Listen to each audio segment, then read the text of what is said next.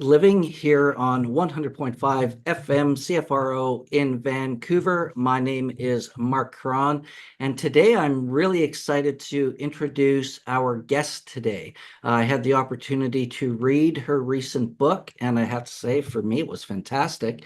Her name is Selina Maitreya. She is a lecturer, author, and spiritual teacher. She's the creator of the Clarion Call, an online conference of spiritual teachers, and she is a founding member of the Manhattan Holistic Chamber of Commerce and a past board member of the Boston Theosophical Society. She lives in Arlington, Massachusetts, and right now she's really sharing a radical process for self-transformation. And Selina explores how to recognize and transform the difficulties and challenges that one would experience into opportunities to find deeper peace. She shares practical methods, exercises, and actions to help you access and raise your inner vibration and build the foundation for a truly abundant life. I want to welcome to the program Selina. It's just a pleasure to have you with us today.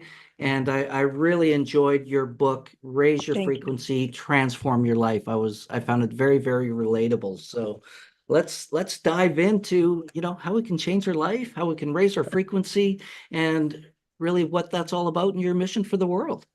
Well, thank you, Mark. It's a true pleasure to be here. And I want to buy that book. It sounds like a really good book.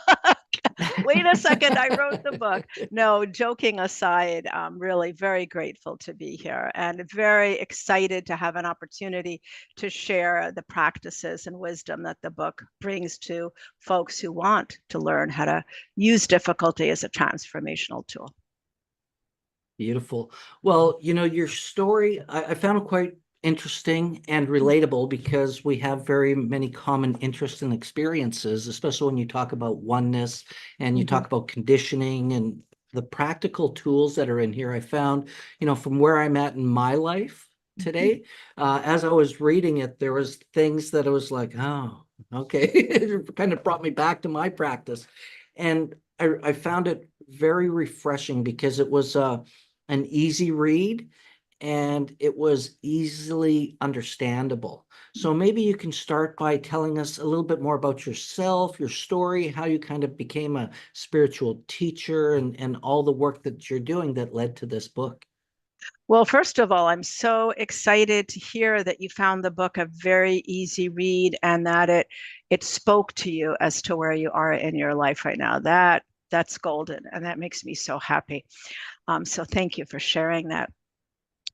My name, Selina Maitreya, was given to me when I was 16 years old. And this symbol that I wear was also given to me then because it's the symbol for oneness. And oneness is the energy of love that is within us all. We're all different manifestations. We have lots of different aspects of who we are, from our physical body to our brain, to our emotional body, our low frequency energy fields. But it's that energy of love that we all share. That's the oneness. And that's what this symbol stands for.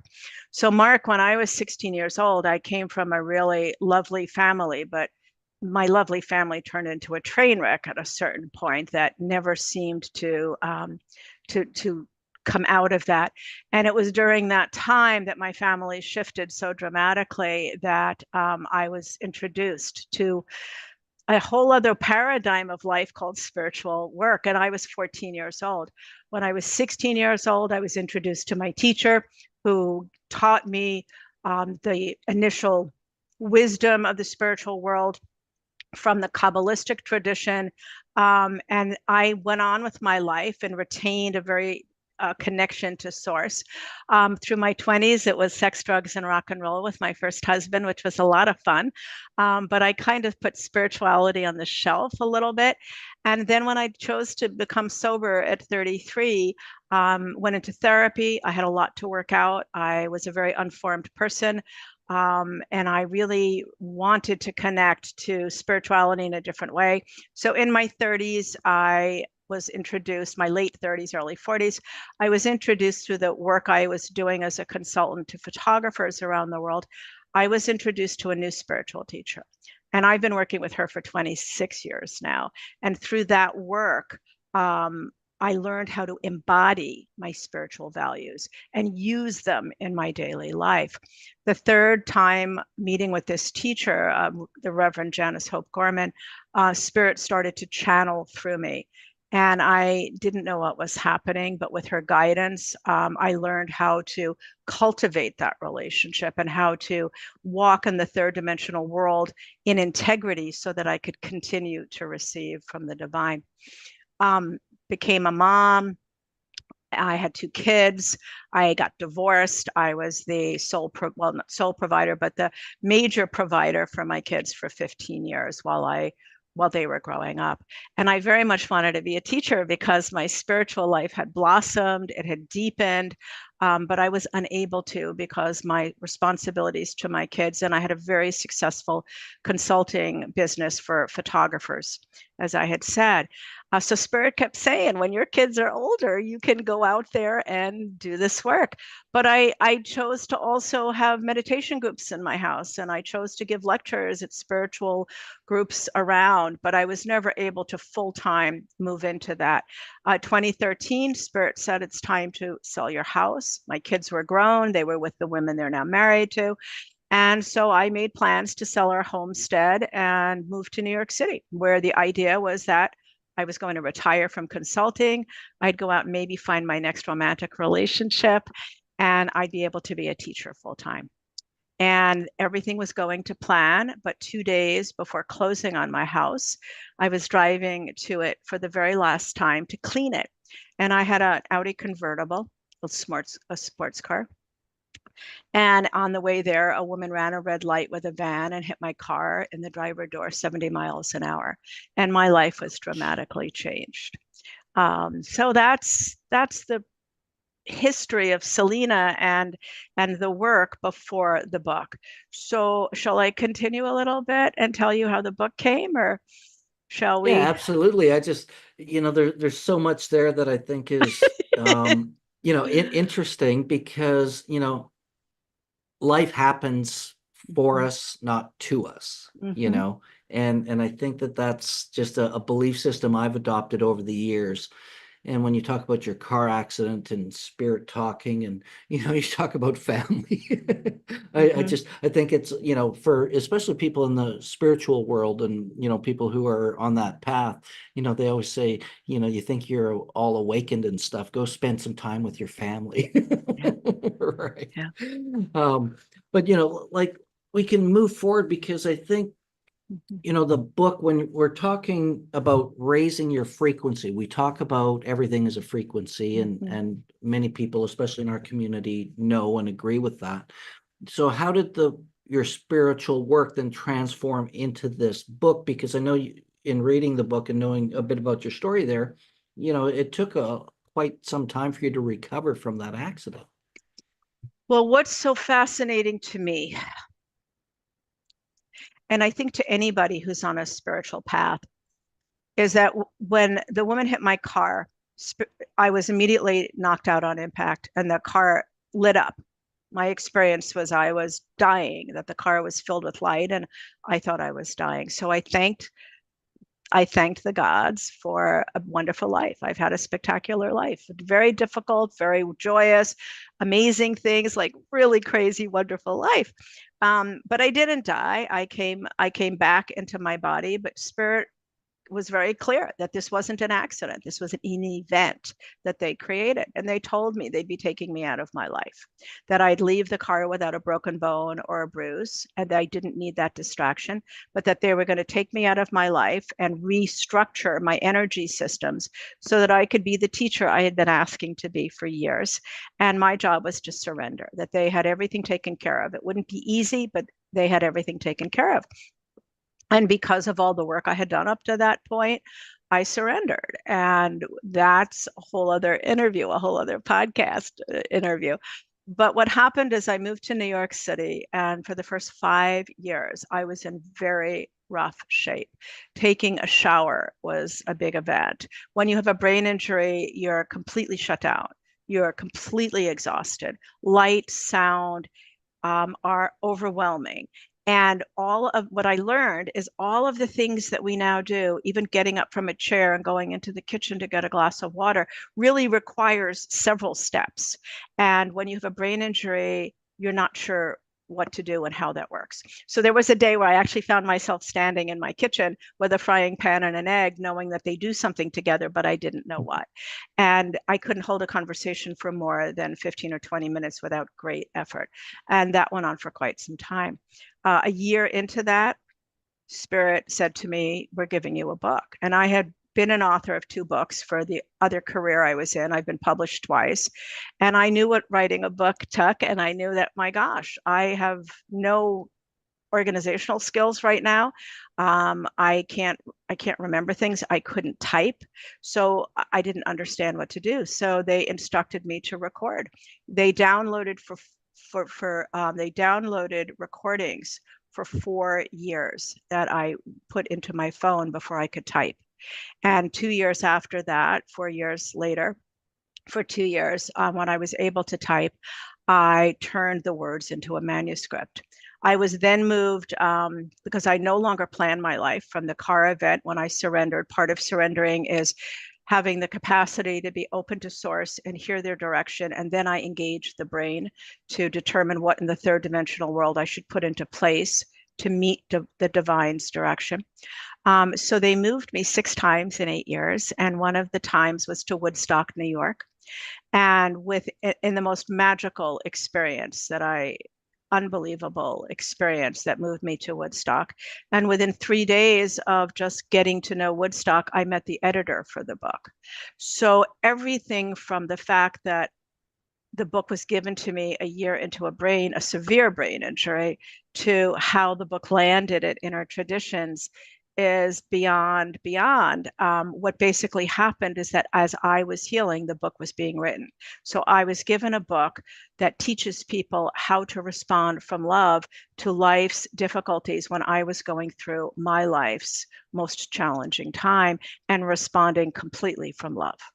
And I still get goosebumps thinking of that. It's just an amazing gift for not only me, but now for other people who can utilize the material in the book and help them out. Beautiful. And, based on that, I wore my theme shirt today. I Love is my love new that. normal. And because I think, there's an innate part of being human that is about getting to source of love.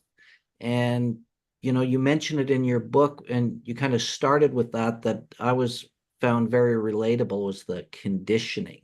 As you're talking about, the 3D world versus, the spiritual side of things, and thinking about order and sequence and doing everything right because that's how we're told we need to be doing things, versus allowing ourselves to go with the flow, what I would kind of consider nature. If we look at nature, the bears and the eagles and the fish, they're living their life. They're not all of a sudden scheduling dinner for 5 o'clock or going through a drive-through, or they're not scheduling things in that same way that we would be in our world. Mm-hmm. that we live in that sense. And I think the surrender part for me, really, I can really relate to. And through my practice and journey, that was kind of one of the questions our spiritual teacher says: are you ready to give everything up? And if you're not, as in your case, Spirit did something happened that puts you in a place to kind of let go of everything, to rebuild and learn that it's okay to go with the flow. And wasn't it the perfect time in my life, because I had just raised my boys for 15 years as a single parent. I left the home and the house that was bought with financing when my mom passed on. And so there's my mom passing on and us buying the house and buying this house that raises these boys. And I wanted a family so bad. And I loved my home, and I loved my boys, and I loved the work. And selling the house was the perfect thing to do at the perfect time. And it happened well, and I'm moving to New York to start this new life. So there I land in New York, knowing a few people, but not a lot. And I don't have the home I lived in. I don't have, everything was new. That's the whole point. Everything was new. So it was a very gentle way if I had to. The experience wasn't gentle, but it was a gentle way if I had to go through that. And I love the fact that Spirit knew I had had enough work behind me. I've never read the Bible through. I would never say I had, because I haven't, but I do remember certain truths. And the truth that I think is so appropriate here, and I'll change the language a little bit, is that oneness never gives us anything that we're not ready for. And I clearly, the divine knew that I had really done the work of I'll say the lower university work of making my life my practice, of embodying spiritual beliefs in my daily life. And now I was being given the graduate work to move forward and see what that looked like when everything is taken away from you. Because everything was taken away from me. All my plans were gone. And so I was that bear in the woods, if you will, where there were no more plans because nothing could be facilitated. I had no way of working. I had no understanding of when I'd be better. Neurologists give you a year, and where you are after a year, that's it. And I was in very rough shape. I hadn't improved at all in a year. It took 5 years to improve. And so I had no idea if I'd ever make money again, what I was going to do. So in the third dimensional world, everything was completely chaotic. And my saving grace was my relationship with the divine. And that was the stability that I had. Beautiful. And I think it's so important to understand that, when we talk about our relationship with the divine, God, whatever we want to refer to her as, I think it's, important to realize that healing and, the body and our consciousness. I remember there's a Buddhist teacher, he had said, it's not these medicines that heal, whether, because we were talking psychedelics at the time, we're not talking about all these things that are actually healing. It's our consciousness. When we expand our consciousness and we open it up to the divine and universal consciousness, that's when healing happens, and can happen spontaneously, because we have that ability within our spiritual selves. And I think that as we start, I want to dive into some of your book and some of the principles, because it's that conditioning. You talk so much about conditioning and the way that we get entrenched in our beliefs, and how to break those patterns and bring in new ones. And you've got some great tools in your book that I found very beautifully easy to use. So maybe you can talk a little bit about how, from the conditioning to the spiritual practice to all of these things, and that self-realization that needs to happen to become aware of what's going on for us. Well, that's a lot. So let's dig in. So first of all, when we talk about conditioning, I want to share a little bit of an understanding of who we think we are and my experience of who we actually are, so that we can understand how the conditioning affects us. So we always refer to ourselves as me or I, a one-dimensional being, and we're not. As I was sharing a little bit earlier, we're a physical body, physical brain, emotional body, personality, history in the body. We have all these moving parts. When we're born, and Source has said to me, you might find this interesting, Mark, Source had said to me a long time ago that the reason the soul comes into a body is because in oneness, which I've had an experience with in being in the field when I was knocked out, and afterwards for 5 years, just by closing my eyes, I was back into oneness.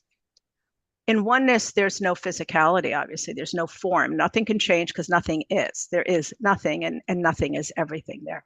So the soul comes into the physicality to tweak, to perfect, to create a shift of some sort. And when it comes into the body, then we breathe life. The physical, they have also said that the soul, the breath is the physical expression of the soul. So when the breath comes into the body and we're born as infants. And as infants, before we have the use of language, whatever that language is of our family or culture, we have the language of vibration, because a baby communicates through sound, through crying, through making noises, asking for attention, trying to express that it needs. So we already have this language of vibration.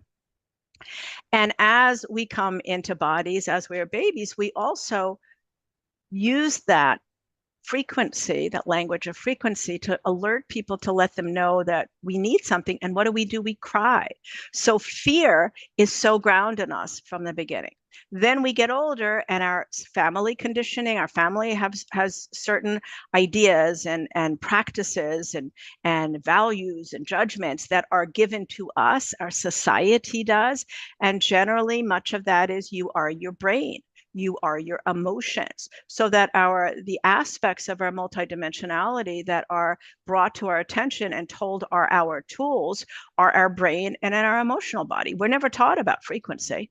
We're not taught about the frequency in our body, which science already continues to show us through EKGs and EEGs. And at the end of life, there's a monitor. And when it bleeps, we're no longer in the body. So the conditioning starts at a very early age, and it's all around letting us know and telling us that we are our brain and we are our emotions.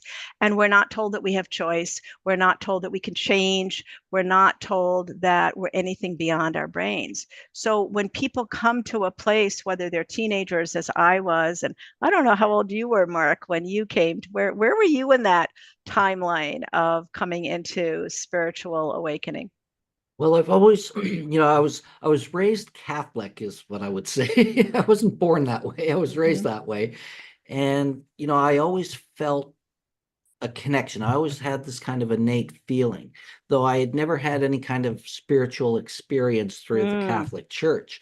And I'll never forget, it was 2007. So I would have been 40 years old. Mm. And it was, I went to an event, it was a Tony Robbins thing. I was a big student, one of my favorite teachers. And I finally decided to go to an event live in person. Well, he told this story about healing where nobody could heal his wife. And he brought this experience, and it was the most profound shift and experience of spirit that I Mm. have ever had. And then, it began a whole new journey for me. But it was, so I was about 40 when that happened. And it was an incredible how 30 minutes changed my life. Yeah. And it's what you did with it afterwards as well. So whether you're 14, 16 as I was, or 40 when you were, or anywhere in between, when we come to the awareness that there's more, that there's not just what we've been told, you do this, you can't really do much about your brain. And then of course there's the whole piece of the New Age movement that espouses change your thinking, change your life. And that becomes really unbelievable for people. Oh my God, I can think differently. If I think differently, I can change my life. What I've learned about that, which is helpful, is that it's the vibration that changes our life, not necessarily our vibration leads to thinking, because science has told us, and this is kind of interesting, I love this, that the brain does not create anew. The brain recognizes that which it knows and creates structure around it. What the brain recognizes is frequency, because that's what the brain is filled with. So if we're trying to change our thoughts, we're changing the product of the brain. If we're trying to change our frequency, which is what the book is about and teaches us how to do, we're starting with changing what informs the brain, which is so much easier than changing the after effect. So for me, when I learned from Source that I could change my frequency, and the frequency that I changed informed the brain, and when I changed my frequency, the brain started to create open thoughts. It started to create expansive thoughts, versus when I was in fear, and that frequency informed the brain, and my thoughts and my actions were closed. So it's just exciting to be able to discover that it's changing our frequency changes our life, and changing our thoughts changes our life too, but it's just a lot tougher. So it's this whole idea of being able to have the conditioned body, the conditioned life completely shift and be blown wide open when we're starting to understand what our frequencies are, how they work, how we can connect to them, and how we can become aware as we walk through our life. So we know what frequency we're in so we can actually change it.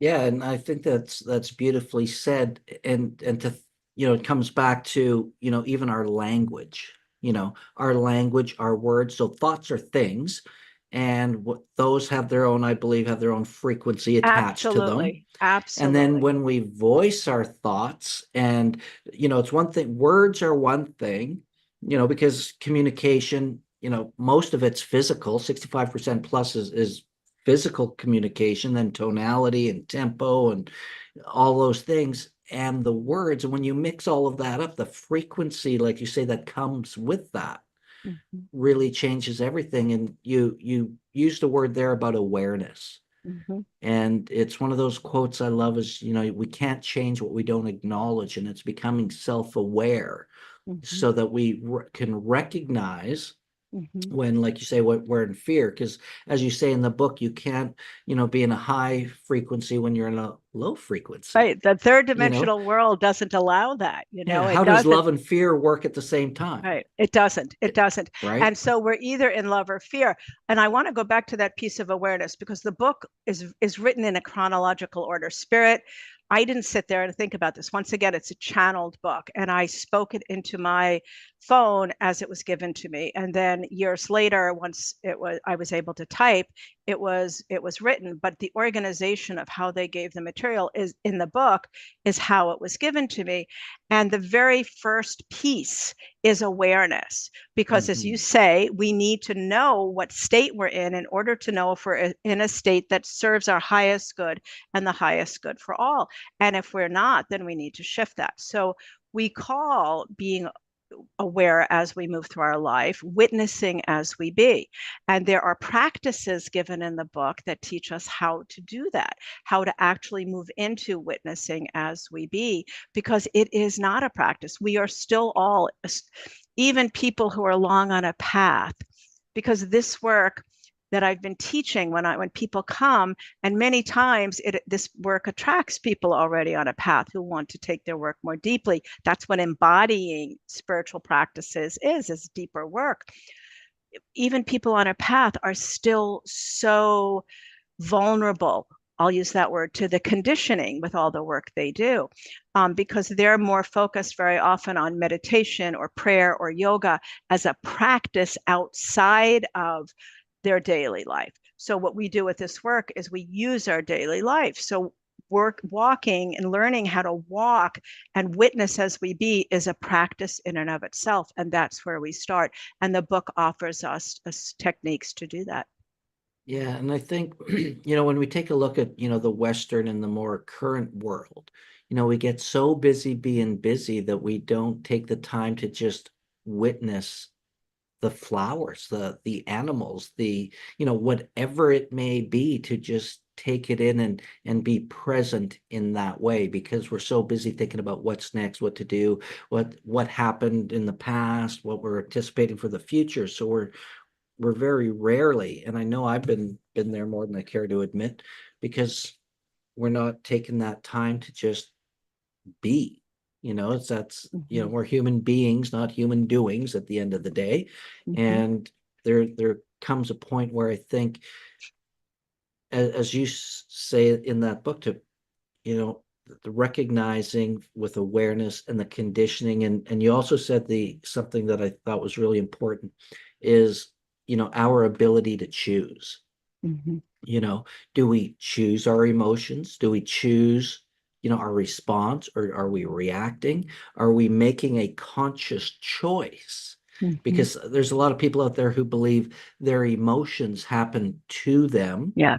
and it's from somebody outside of them. You made me feel, Mm-hmm. you know, where, I don't know if I can say it, but it's one of the tools in your book, the one of the questions, isn't it curious? Well, it's a very, you've just shared once again such a big chunk of wonderful wisdom. Um, no one does anything to us. Everything that happens so that this soul that comes into the body has an opportunity to do the tweaking and perfecting where it needs to. So one of the most wonderful things I think about being an elder because I'm 69. I finally had to acknowledge I'm getting there, right? I'm still not there, but I'm getting there. You're doing great for 69. Thank you. Great, Thank you. great work, Selina. Thank you very much. I get to look at my life. I get to see where are the consistencies where things are more easeful and where are they more challenging. The places where they're more challenging are the places that where I've been given lots of third dimensional opportunities to respond from love to those challenges so that my soul can perfect itself. We are also given the opportunity as we come into form in what we call this human existence to learn how to respond to love, to all difficulties, because when we do that, we raise our personal vibration. So this whole idea that anybody does anything to us or that difficulty is meant to be difficult is what the book really challenges and offers new truths around. Because if we shift our perception of difficulty, not in our thinking mind, but through the actions we take in life, we are shifting our perception. We are also shifting our vibration. So when we move through life and have difficulty, it's very important that we have this opportunity to have practices and wouldn't it be curious, or isn't that curious, and wouldn't it be nice, are two phrases that are used and shared in the book as transformational tools, because we've talked about, you've mentioned, we in the physical world, we can't be in fear and in love. So one of the tools that we're given when we recognize through our witnessing as we be that we are not in high vibration and we choose to shift out of low vibration, is this wonderful phrase, wouldn't it be nice? Because in the moment of being in fear, that's where you are. But when you recognize that and you choose to respond in that moment to, well, wouldn't it be nice? Let's give an example. You're in traffic and you're feeling really good. You're comfortable. You're heading somewhere that you're about to enjoy and you're just feeling great. And in the next moment, someone comes along and cuts you off. You immediately go to fear because there's no room and you have to hit the brake and, oh my God, what happened? In that moment, most people give the other person the finger because it's the quickest way to express your fear, or they curse in the car and nobody can hear it but you. And Spirit tells us that the moment you are in is your next moment of creation. So in that moment of fear in the car, if you have read the book, if you have awareness that you can shift your state, you have choice, which is freedom, and you bring in this phrase of, oh, wouldn't it have been nice if that person had given me more time? Oh gosh, wouldn't it have been nice? Even if you've given them the finger, wouldn't it have been nice if I had the wherewithal to give somebody space and not go to fear and give them the finger? In that very moment of saying those words, because words carry frequency, you shift from low frequency to high. You immediately are shifted because those words shift you there. And so, yes, choice is freedom. And so what we learn in this book is we learn the different ways that we can move just like that from low frequency into high. And at each time we do that, and this is so important for everyone to know, each time we make that choice in our daily life to witness and to choose to shift and to witness and to choose to shift, we are increasing our personal vibration. We are bringing the energy of love into the physical world. Because when that soul came in, when that energy of light came into our physicality, we were given free will. And free will is very clearly, this is a universal law.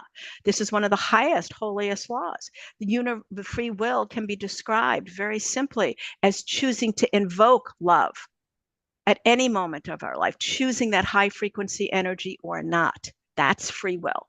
And so each time we invoke that free will, we increase the vibrational core within us. The more we increase the core, the more opportunity we have to create a foundation for abundance, the more opportunity we have to hold whatever we are wishing to create. So choice isn't just in the moment to make us feel better. Changing our consciousness isn't just about wanting to be a better person or to live our spirituality. It's all about And the book, the purpose of the book, is a roadmap that teaches us how to go from a conditioned response of having our brain and our emotions guide the way to building a relationship with the intuitive body, the energy of love, the soul level. Each time we call on that soul level as a response to difficulty in the third dimensional world, what we're doing is we're bringing in the highest frequency of who we are as our guidance system, our personal GPS. And the more and more we do that, the stronger it becomes, and the more the ego is diminished in terms of having the fear, because we're conditioned to have fear be our guidance system, and it's actualized through our thoughts and through our emotions. So the whole purpose here is, over time, we are guided by our intuitive body. I am no longer and have no longer been guided by fear for the last 14 years. And my life is an expression of that. I've come out of a brain injury. I went from being financially affluent to claiming bankruptcy, and now on the verge of rebuilding my financial life and my personal life. I've gone from not being able to fry an egg to having a book out on the national market and being on a book tour and your show and in and out of Barnes and Noble all over the country. And that was done within 11 years because I responded from love to everything. And that now is my guidance system. So it's a very big process, but it's actualized beautifully through this book that you say is accessible, and through practices that we get to utilize. But that's the major purpose of what we're aiming for. We want to live. We want to live love. Yeah, absolutely. We want it to be our new normal. I love it. But you had a word there that I love, and that's respond. Mm-hmm. Right? And that's that conscious choice to respond versus react. And something I learned many years ago, where, one of my teachers said, when you're conscious, you respond. When you're unconscious, you react. And which comes into conditioning. And it's something you kind of alluded to earlier, where the brain makes these connections where it's reference points. So it reacts. So this happened, do this. This happened, do this. So it's kind of like going back to see, when was the last time that happened? Oh, that happened 5 minutes ago. What did I do? I reacted. Oh, that happened 3 years ago. What did I do? I reacted. Or, there's this conditioned reaction that happens that is not about choice. Because what I've learned, and I'm sure you'll agree, is, first off, what we focus on expands. So if we focus on what's right, we get more of what's right. Right. And what we put our attention on grows. Absolutely. Exactly. And yes. And you know what, Mark? It's not just responding, it's where we're responding from. So the conditioned response is absolutely react from fear. And fear is an energy. And when that energy is enacted, right, is engaged, the brain creates structure, and the structure are thoughts or emotions. So then the brain is creating from that conditioned response of fear. When we learn how to respond from love, the highest frequency, then the brain is energized by a different vibration. And then it creates different thoughts and different emotions. So it's not only react and respond, which is very important and true, and I thank you for that, but it's also, where are we responding from? If you're still responding from fear, you're going to still create fear. But if you notice it, this is where the awareness is. You're right, we're not aware people until we choose to be. Each time we take on this work of being aware and choosing to shift our frequency, as I said, our energy field increases, it becomes more and more and more our process. So we're creatures of habit. And so the more we do this, the more consistently we do this, the more progress we make. As you said, if I want to increase my bicep, I have to pick up those weights on the floor. If I just look at them, nothing happens. But if I use the weights, my muscle grows. And over time, my muscle grows enough for me to see it, but that muscle is still growing regardless of whether I see it. So when people take on this practice, the muscle of consciousness, which I believe is a muscle in my world, is growing. Each time we respond from love, that muscle grows. And suddenly, and I have had many students report this, the people, after they do this work for 6 months, for a year, for 2 years, suddenly The people that used to bother them, the situations that used to bother them, do not. I have a great ex-husband who was a wonderful dad, a very good man. We were not meant to be partners long term. He drove me crazy, absolutely drove me crazy. He's a very big personality. And now we have this incredible relationship. When he comes into a room and his personality is there, I see it now as shining, where before it was like, oh my God, here we go again. And it's because I've become more open and loving. It's because I see all of who he is, not just the part that triggers whatever my psychology was. So all of what happens in our life is the things that bothered us once no longer do, because we've changed us. And that goes back to what you shared before, which I think is so important, that nothing happens to us. This is the ultimate in accepting responsibility for our life stream here in this evolution, is really learning how to recognize what frequency we're in. And when we're in a frequency that doesn't serve our highest good and highest for all, we choose love as the response. And that sounds very broad, but what's so beautiful is the book breaks it down into specifics and teaches us what does that mean and how do we do it. Yeah, brilliant. And I think, when we take a look at, the conditioning and the choice, it's about what we value. And I think that, in our innate being, love is the core, because it's what we all want. We all fear that if we're not enough, we won't be we won't be loved. So if we're not rich enough, whatever. So it's that what we seek. So we need to also be that. So, it's accepting of people and things and situations. And for me, it's about non-judgment and seeking to understand and being open and, being curious. That's why I loved your question. Isn't it curious? And because we get to look within ourselves, where all of a sudden I find myself getting angry or frustrated. All of a sudden it's like, hang on a second.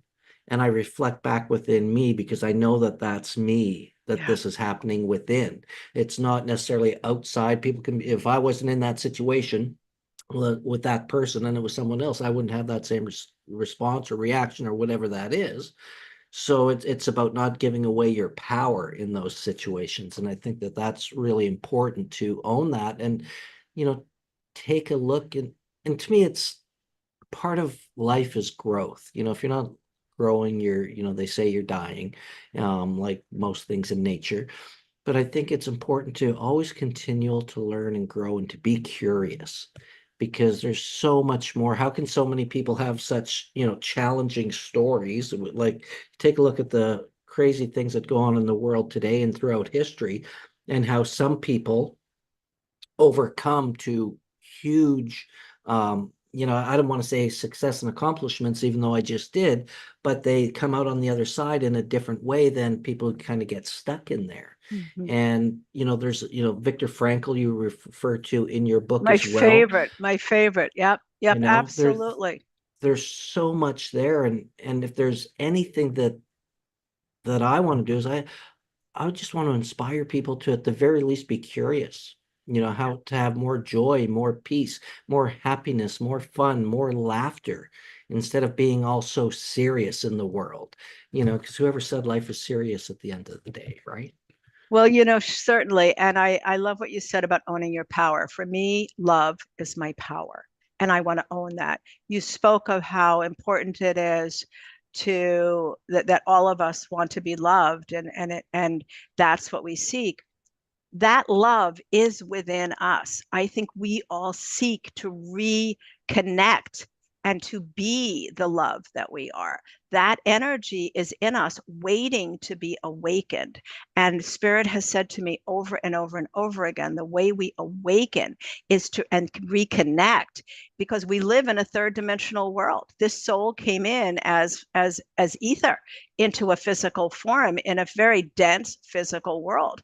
The way we reconnect to the divine within us is by using our physical world, our daily life, which gives us so many opportunities of challenges and difficulties and craziness, it gives us so many opportunities to reconnect to that. Because if each time we reconnect, each time something difficult happens, we choose to reconnect and to acknowledge and actualize and access that frequency of love within us through the practices that are shared in the book, we become that in the moment. What we inhabit, we become. What we put our energy on grows. So each time we respond to love, from the vibration of love in an actual physical example of what that looks like in the third dimensional world, when we engage that as our response to difficulty, we become that. So there's no better way to become the love we want. And so many people are looking for it externally. You're right.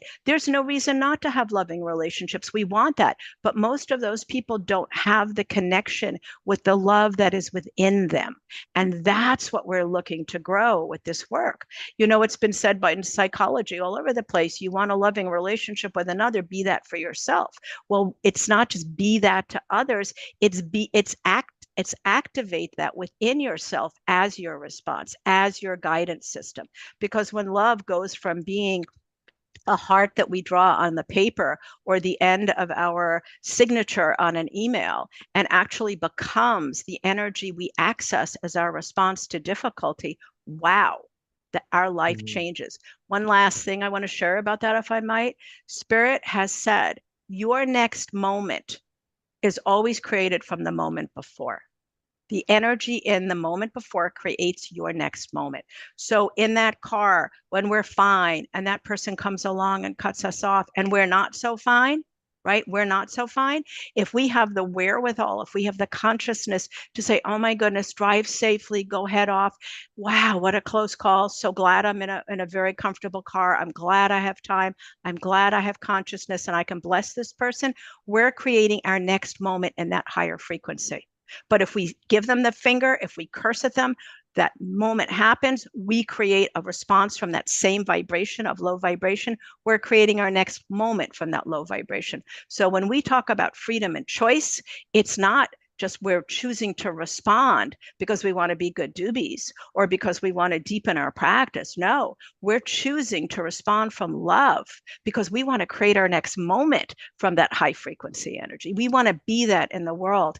And with our world in such crazy chaos these days, people come here all the time and they ask me, Selina, what can I do? How can I contribute to a better world? I always say, what are you doing in your life? Where's your consciousness? How are you responding to difficulty? Where are you creating that chaos? Where are you creating it for yourself and for us? Because this work that we do, because we are all in the field of oneness, the work I do for me is the work I do for all. The work you do here on your podcast, work you do for all. Work you do in your life, work you do for all. So not only do we do this for us, and it's not only for our highest good, but it is truly for the highest good of all. So forgive me, I get so excited about this and Spirit just comes in and starts talking through me. It's like, oh, whoa. I know. I feel like we could talk for hours and hours because we're so such kindred spirits in that sense. And you know, it just got me thinking your example of the car and giving someone the bird or whatever. It's, you know, I think the important thing too is because I've been there, I used to be a traveling sales rep. I spent tons of time on the road, you know, and it was part of my journey to just accept it. And it made life a lot easier. You know, like it felt better to just be like, be patient in traffic for example, because when you get yourself all worked up and doing those things, not only is it that you know the vibration you're in that, as you say, creates the next, it's that how you feel in your body, you know, like your body, it's because you're frustrated, you're angry, you're not breathing properly, and you talk about the power of breath in your book so much that it's just one of those things that if, you know, I want people to take a moment and think about, like, when you give people the grace to cut in front or anything like that, to notice how it feels in your body versus when you want to react and get all freaked out because they cut you off or jumped in or whatever that is. And that's where it took my thinking. And I think it's a great real world example because so many of us can relate how traffic can be so, you know, triggering in that sense. Though, we are running to the end of our time, Selena, and I want to thank you, for putting out the book and channeling that through your, what some might think is your challenges or hardships, but it what actually became probably a great gift, Yes. obviously. And I recommend anyone who's on the path and curious and looking for tools for transformation, change, and raising your frequency so you can transform your life, just like the title of the book. And it's like how to respond with love to life's difficulties, and read the book and it'll change your life. I've gone through a lot of stuff in my own growth, and I found myself using it as I was reading it in some of the things I'm dealing with in my personal life as well. And I found it very refreshing. It was a pleasant read, a simple read. I didn't have to get all brainiac and go back and read pages 5 times to get it all.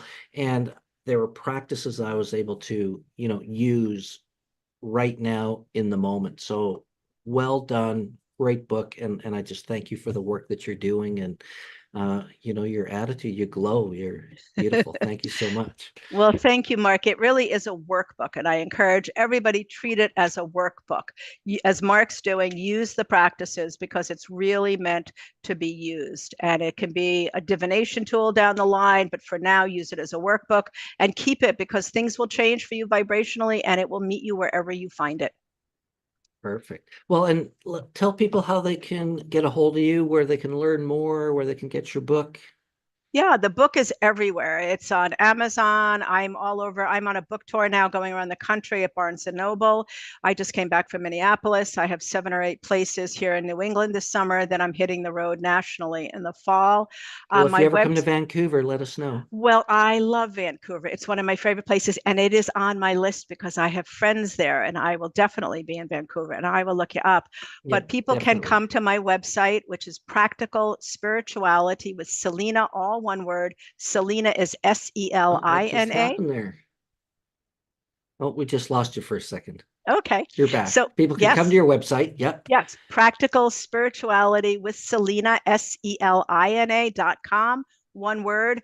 There's information there. And if you're interested in finding out about personal teaching, one-on-one teaching, I do take students on selectively, and just reach out and say, I want to learn more. And we'll do a no fee info call. So that would be Selina at selinamaitreya.com. And then I'm on Facebook and I'm on lots on YouTube, a lot of instructional videos on YouTube as well. You're easy to find. Easy to find all over. Beautiful. Well, Selina, thank you again so much for taking time out of your day to join us and sharing your work. You're obviously passionate about it, and it's just something that I really resonate with. So I was very much looking forward to our conversation today. So thank you for that. Absolutely. And I just Thank want to you. thank our, Can I just yes. interrupt for a sec? Thank you. I want to thank you for all the work that you do for providing us with all of this. That's all. Thank you. It's my pleasure. It's, if we can do anything to help change the world, one person at a time, masses, we want people to have the tools so that they can, live a life of joy, bliss, harmony, fun, excitement, laughter, and not be in those lower frequencies. We want the high frequencies where all the fun's at. So thank you so much for the work you do. My name is Marc Caron. You've been listening to Conscious Living on 100.5 FM CFRO in Vancouver. Until next time, take care of each other. Bye for now.